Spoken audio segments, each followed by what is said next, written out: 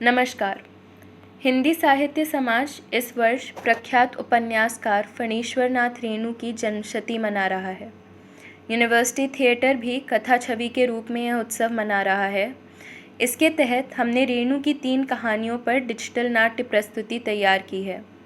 ठेस उनमें से पहली प्रस्तुति है जो आप देखेंगे। ठेस कहानी एक ग्रामीण कलाकार के स्वाभिमान और आत्मसम्मान के बारे में है, जिससे वह हायरार्की वाले समाज की उपेक्षा से लड़ता है। ये कहानी प्रकट करती है कलाकार को जब सम्मान की जगह तिरस्कार और अपमान प्राप्त होता है तो उसके संवेदनशील कोमल हृदय को ठेस पहुंचती है। कोविड-19 से बनी परिस्थितियों के कारण यूटी के सभी साथी एक दूसरे से दूर दूर हैं। ऐसे में ये काम आसान नहीं था। यूनिवर्सिटी थिएटर इलाहाबाद विश्वविद्यालय का समूह है। मुख्यतः स्नातक के छात्रों से बने इस समूह ने नाट्य रूपांतरण का यह कार्य तब किया है जबकि विश्वविद्यालय के तृतीय वर्ष की परीक्षाएं चल रही थीं। आप अपनी प्रतिक्रियाओं से हमें अवगत कराएं और हमारे YouTube चैनल को लाइक और सब्सक्राइब करें।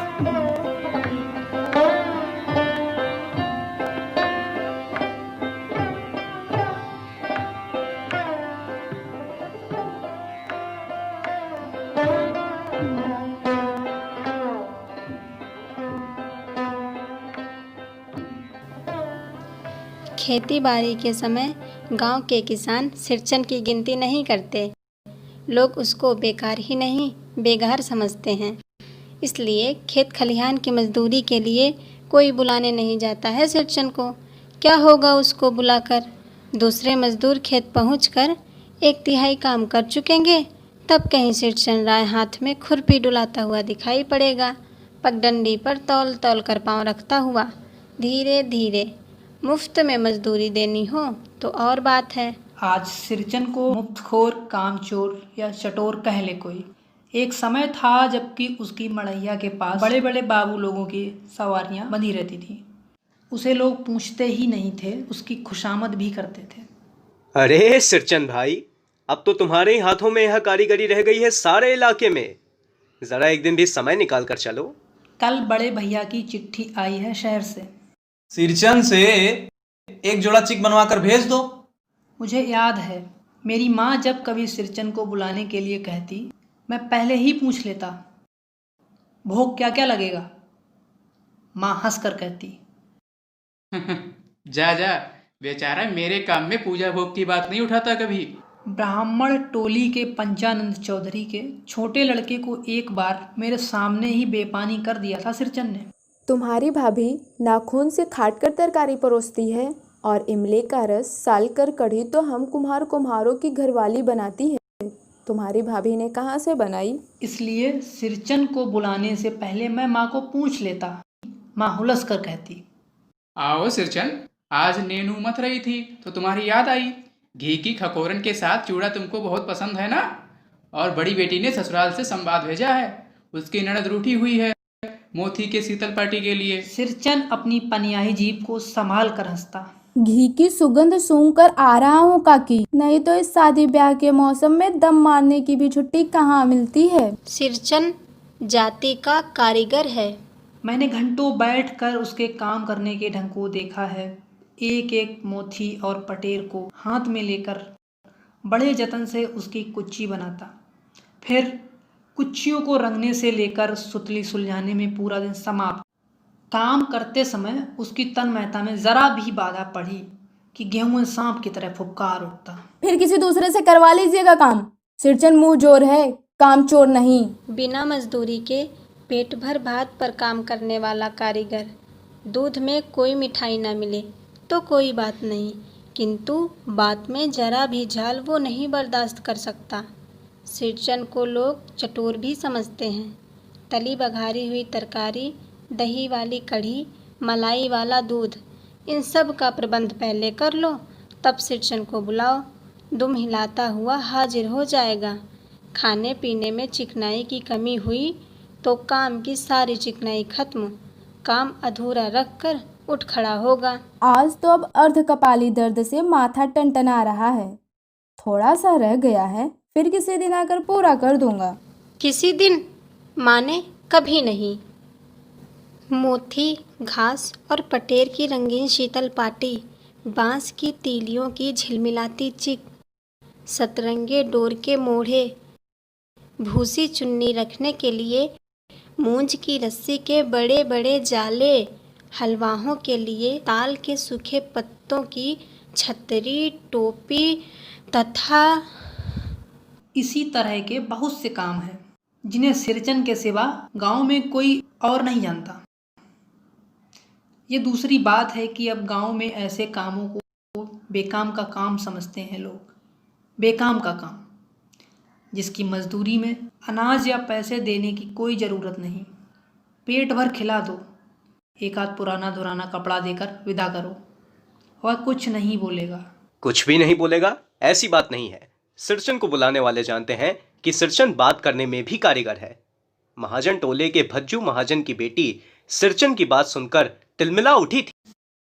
ठहरो, मैं माँ से जाकर कहती हूँ। इतनी बड़ी बात? बड़ी बात ही है बिटिया। बड़े लोगों की बस बात ही बड़ी होती है, नहीं तो दो दो पटेर की पार्टियों का काम सिर्फ खिसारी का सत्तू खिलाकर कोई करवाए भला? ये तो तुम्हारी माँ ही करवा सकती है बबुनी। सिरचन ने मुस्कुरा कर जवाब दिया था। उस बार मेरी सबसे छोटी बहन की विदाई होने वाली थी। पहली बार ससुराल जा रही थी मानू के दूल्हे ने पहले ही बड़ी भाभी को खत लिखकर चेतावनी दे दी है। मानू के साथ मिठाई की पतीली ना आए कोई बात नहीं, 3 जोड़े फैशनेबल चिक और पटेर की शीतल पार्टियों के बिना आएगी मानू तो। भाभी ने हंस कर कहा, बैरंग वापस। इसलिए 1 सप्ताह से पहले से ही सिरचन को बुलाकर काम पर तैनात करवा दिया था माँ ने। देख सिरचन, इस बार नई धोती दूंगी, असली मोहर छाप वाली धोती। मन लगाकर ऐसा काम करो कि देखने वाले देखकर देखते ही रह जाएं। पान जैसी पतली छुरी से बांस की तीलियों और कमानियों को चिकनाता हुआ सिरचन अपने काम में लग गया। रंगीन सुतलियों से झब्बे डालकर वो चिक बुनने बैठा। 1.5 हाथ की बिनाई देखकर ही लोग समझ गए कि इस बार एकदम नए फैशन की चीज बन रही है, जो पहले कभी नहीं बनी। मजली भाभी से नहीं रहा गया, पर्दे के आड़ से बोली, पहले ऐसा जानती कि मोहर छाप वाली धोती से ही अच्छी चीज बनती है तो भैया को खबर भेज देती। काम में व्यस्त सिरचन के कानों में बात पड़ गई। बोला, मोहर छाप वाली धोती के साथ रेशमी कुर्ता देने पर भी ऐसी चीज नहीं बनती बहुरिया। मानू दीदी काकी की सबसे छोटी बेटी है। मानू दीदी का दुल्हा अफसर आदमी है। मंजली भाभी का मुंह लटक गया। मेरी चाची ने फुसफुसा कर कहा, किससे बात करती है बहू? मोहर छाप वाली धोती नहीं, मूंगिया लड्डू। बेटी की विदाई के समय रोज मिठाई जो खाने को मिलेगी, देखती है ना। दूसरे दिन चिक की पहली पाती में 7 तारे जगमगा उठे। 7 रंग के सतभैया तारा। सिरचन जब काम में मगन होता है तो उसकी जीभ जरा बाहर निकल आती है होंठ पर। अपने काम में मगन सिरचन को खाने पीने की सुध नहीं रहती। चिक में सुतली के फंदे डालकर अपने पास पड़े सूप पर निगाह डाली। चिवड़ा और गुड़ का एक सूखा ढेला। मैंने लक्ष्य किया, सिरचन की नाक के पास 2 रेखाएं उभर आईं। मैं दौड़कर माँ के पास गया। माँ, सिरचन को कलेवा किसने दिया है? सिर्फ चिवड़ा और गुड़? माँ रसोई घर में अंदर पकवान आदि बनाने में व्यस्त थी। बोली, मैं अकेली कहाँ कहाँ क्या क्या देखूं? अरे मजली, सिरचन को बुधिया क्यों नहीं देती? मैं बुंदिया नहीं खाता काकी। सिरचन के मुंह में चिवड़ा भरा हुआ था। गुड़ का ढेला सूप के किनारे पर पड़ा रहा अछूता। माँ की बोली सुनते ही भाभी की बाहें तन गईं। मुट्ठी भर बुंदिया सूप में फेंक कर चली गई। सिरचन ने पानी पीकर कहा, मजली बहुरानी अपने मायके से आई हुई मिठाई भी इसी तरह हाथ खोलकर बांटती है क्या? बस। मजली भाभी अपने कमरे में बैठकर रोने लगी। चाची ने माँ के पास जाकर लगाया, छोटी जाति के आदमी का मुंह भी छोटा होता है। मुंह लगाने से सर पर चढ़ेगा ही। किसी के नैहर ससुराल की बात क्यों करेगा वह? मछली भाभी माँ की दुलारी बहू है। माँ तमक कर बाहर आई। सिरचन, तुम काम करने आए हो, अपना काम करो। बहुओं से बदकुट्टी करने की क्या जरूरत? जिस चीज की जरूरत हो मुझसे कहो। सिरचन का मुंह लाल हो गया। उसने कोई जवाब नहीं दिया। बांस में टंगे हुए अधूरे चिक में फंदे डालने लगा। मानो पान सजाकर बाहर बैठक खाने में भेज रही थी। चुपके से पान का एक बीड़ा सिरचन को देती हुई बोली और इधर उधर देखकर कहा, सिरचन दादा, काम काज का घर, 5 तरह के लोग 5 किस्म की बात करेंगे। तुम किसी की बात पर कान मत दो। सिरचन ने मुस्कुराकर पान का बीड़ा मुंह में ले लिया। चाची अपने कमरे से निकल रही थी। सिरचन को पान खाते देखकर अवाक हो गई। सिरचन ने चाची को अपनी ओर अचरज से घूरते देखकर कहा, छोटी चाची, जरा अपनी रबिया का गमकौआ जर्दा तो खिलाना, बहुत दिन हुए। चाची कई कारणों से जली भुनी रहती थी सिरचन से। गुस्सा उतारने का ऐसा मौका फिर नहीं मिल सकता। झनकती हुई बोली, मस्खरी करता है? तुम्हारी चढ़ी हुई जीभ में आग लगे। घर में भी पान और गमकौआ जर्दा खाते हो? चटोर कहीं के। मेरा कलेजा धड़क उठा। यत परो नास्ति। यत्परो नास्ति। बस। सिरचन की उंगलियों में सुतली के फंदे पड़ गए। मानो कुछ देर तक वह चुपचाप बैठा पान को मुंह में घुलाता रहा। फिर अचानक उठकर पिछवाड़े पीक थूक आया। अपनी छुरी, हंसिया वगैरह समेट संभाल कर झोले में रखे। टंगी हुई अधूरी चिक पर एक निगाह डाली और हनहनाता हुआ आंगन के बाहर निकल गया। चाची बड़बड़ाई, अरे बाप रे बाप, इतनी तेजी? कोई मुफ्त में तो काम नहीं करता। 8 रुपए में मोहर छाप वाली धोती आती है। इस मुंह झौसे के मुंह में न लगाम है न आंख में सील। पैसा खर्च करने पर सैकड़ों चिक मिलेंगी। बातर टोली की औरतें सिर पर गट्ठर लेकर गली गली मारी फिरती हैं। मानो कुछ नहीं बोली, चुपचाप अधूरी चिक को देखती रही। सातों तारे मंद पड़ गए।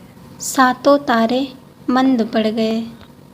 माँ बोली, जाने दे बेटी, जी छोटा मत कर मानू, मेले से खरीद कर भेज दूंगी। मानू को याद आया, विवाह में सिरचन के हाथ की शीतल पार्टी दी थी माँ ने। ससुराल वालों ने ना जाने कितनी बार खोलकर दिखलाया था पटना और कलकत्ता के मेहमानों को। वह उठकर बड़ी भाभी के कमरे में चली गई। मैं सिरचन को मनाने गया, देखा एक फटी शीतल पार्टी पर लेटकर वह कुछ सोच रहा है। मुझे देखते ही बोला, बबुआ जी अब नहीं, कान पकड़ता हूँ, अब नहीं। क्या करूँगा मैं ये मोहर छाप वाली धोती लेकर? कौन पहनेगा इसे? ससुरी खुद मरी, बेटे बेटियों को भी ले गई अपने साथ। अगर आज मेरी घर वाली जिंदा होती तो मैं ऐसी दुर्दशा भोगता। यह शीतल पार्टी उसी की बुनी हुई है। इस शीतल पार्टी को छू कर कहता हूँ मैं अब यह काम नहीं करूँगा। गांव भर में हवेली में मेरी कदर होती थी और अब क्या? मैं चुपचाप वापस लौट आया। समझ गया कलाकार के दिल में ठेस लगी है, वह अब नहीं आ सकता। कलाकार के दिल में ठेस लगी है, अब वो नहीं आ सकता। बड़ी भाभी अधूरी चिक में रंगीन छीट की झालर लगाने लगी। यह भी बेजा नहीं दिखलाई पड़ता, क्यों मानू? मानू कुछ नहीं बोली। बेचारी, किंतु मैं चुप नहीं रह सका। चाची और मंजली भाभी की नजर ना लग जाए इसमें भी। मानू को ससुराल पहुंचाने मैं ही जा रहा था। स्टेशन पर सामान मिलाते समय देखा, मानू बड़े जतन से अधूरे चिक को मोड़कर लिए जा रही है अपने साथ। मन ही मन सिरचन पर गुस्सा हो आया। चाची के सुर में सुर मिलाकर कोसने को जी हुआ। कामचोर चटोर। गाड़ी आई। सामान चढ़ाकर मैं दरवाजा बंद कर रहा था कि प्लेटफार्म पर दौड़ते हुए सिरचन पर नजर पड़ी। बबुआ जी।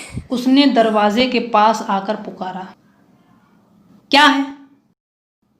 मैंने खिड़की से गर्दन निकालकर झिड़की के स्वर में कहा। सिरचन ने पीठ पर लादे हुए बोझ को उतारकर मेरी ओर देखा।